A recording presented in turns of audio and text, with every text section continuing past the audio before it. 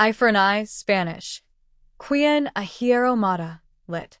Who Kills by Iron. And One is a 2019 drama thriller film directed by Paco Plaza, written by Juan Galanes and Jorge Garriquichavarria, and starring Luis Tosar, Zensajudo, Ismael Martinez, Enrique Ocker, and Maria Vasquez. 1, 2, 3. The movie follows an elderly drug dealer that gets released from prison due to his health problems and gets admitted in an elderly home. His nurse turns to have had his life tragically affected by the drug dealer's actions. Plot. The film opens with Kike, Enrique Ocker, on a fishing platform. We see a man with his hands chained together thrown in a large underwater cage.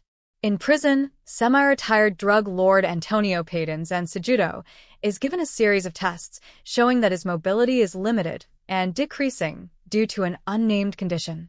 Payton is released from prison due to his medical state and picked up by one of his children, Tono, Ismael Martinez, who says he is here to take him home.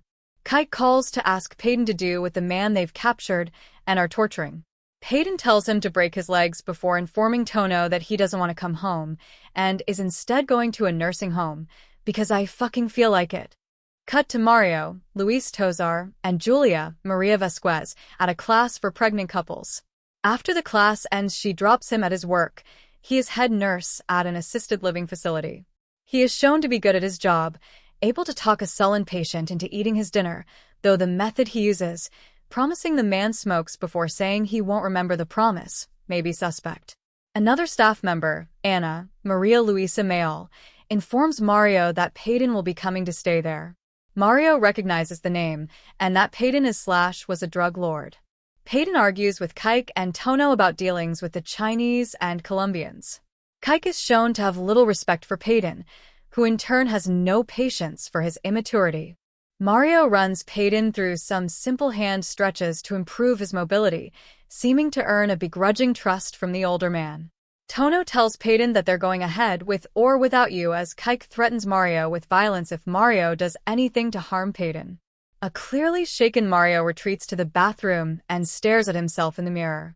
Back at home, a news report about Payton affects him strongly, but he hides this from Julia, his wife. The next morning, Payton refuses to get out of bed. Mario tells him that some people prefer nursing homes to living at home because they don't have to deal with pity from their family before asserting that Payton can still enjoy things in life. He continues to care for Payton and help him with his mobility. That night, after being helped into bed, Payton thanks him sincerely. After work, Mario drives to a sketchy part of town, lying to Julia about why he'll be late. He purchases drugs from an inebriated man who then calls after him, I recognize your face, but you are dead, which he ignores. He is shown preparing the drugs, heroin, at the hospital, drawing it into a syringe that he injects between Payton's toes after telling the man it's not oral medication, so it won't tax his throat. Mario then meets Julia outside, who notices he's shaken and asks him what's wrong. He lies again, and she comforts him by having him feel her pregnant stomach. Kike discusses the Chinese deal with Tono once more, saying it has to be now. They visit the nursing home where they see Payton with a group of other seniors playing a game with a parachute. They ask him again about the business deal, leading Payton to realize they've lied to the others about his approval of the deal. Kike insults him and storms off.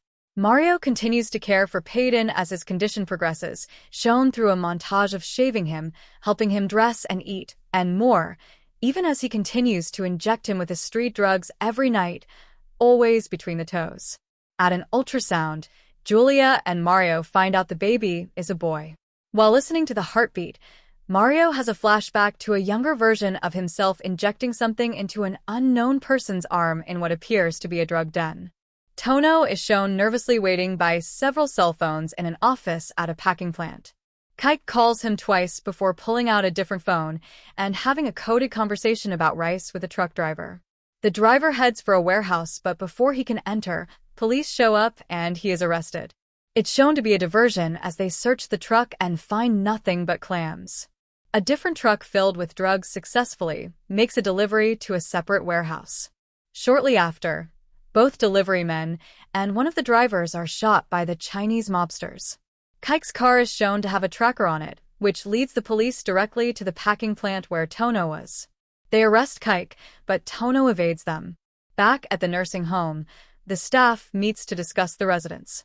Mario informs them that he feels Peyton's physical condition is worsening quickly, and other staff agree. After Mario feeds him dinner, Peyton sees a news report about Kike being arrested. While trying to reach the remote, he falls out of bed and injures himself. Mario stares at him on the floor until another staff member walks by, at which point they both help Peyton. Tono is shown talking to his lawyer, who assures him the evidence is all circumstantial, and all they need to do is bail Kike out. Tono admits that he doesn't have the money. The lawyer tells him to get it from Peyton, forcing Tono to admit that his father wasn't in on the deal. He then visits Peyton to tell him what happened and ask for bail money. Peyton responds by silently flipping him off. Mario goes home and dances with his wife. Tono visits Kike in prison. Kike tells him that unless he pays the people he owes, they're both in danger. Tono admits that Peyton refused to help, leading Kike to break down and cry from fear. Tono promises to get him out and returns to the nursing home. Mario finds his tires slashed in the parking lot. Zipa's, Danny Kura's, arrives in a camo truck and motions for him to get in before taking him to meet Tono. He orders Mario to convince Peyton to come home and threatens both him and Julia. Zipa's roughs him up before letting him out of the truck and informing Tono that he recognized Mario from years before. He used to buy horse heroin from the bar. Julia returns home, angry at Mario for not picking her up. She finds him crouched over a bass drum, having flashbacks of his time in a band, assumedly also when he was doing drugs. Back at the nursing home, Mario shows Peyton a picture of his brother, Sergio, and tells Peyton he died of an overdose when he was 26, over 2 decades ago. He goes on to explain that Sergio was dealing for Peyton at the time in exchange for his own supply. Mario tells Peyton that not only has he been giving him heroin, but he hasn't been giving him his usual medication, and in fact has been feeding him bleach to make him sicker. Meanwhile, Tono is holding another staff member, Andres, from the nursing home hostage in his own home in order to threaten him into declaring his father legally insane, but the staff is accidentally killed during a struggle. In prison, Kike is assaulted by 3 men who tell him they want their money, or they're going to kill him.